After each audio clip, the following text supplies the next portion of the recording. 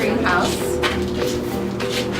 This is where we have our starters. And as you can see here, we have some of our starters here.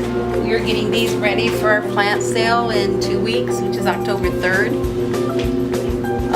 We have peppers, we have tomatoes, this is a dragon fruit.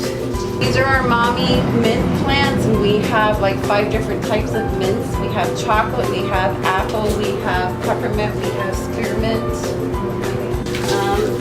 We also have succulent and non-succulent cactus in here. This is also part of the biosciences experiment too. We also have pineapple.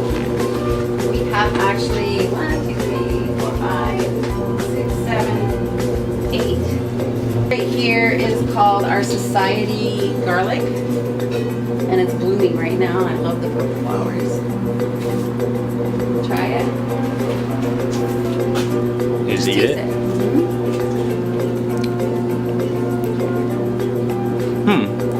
We have peppers. We have all different types of peppers, and we have all different types of these. And then again, these are more plants that we would probably be either replanting out in the garden or getting ready for our plant.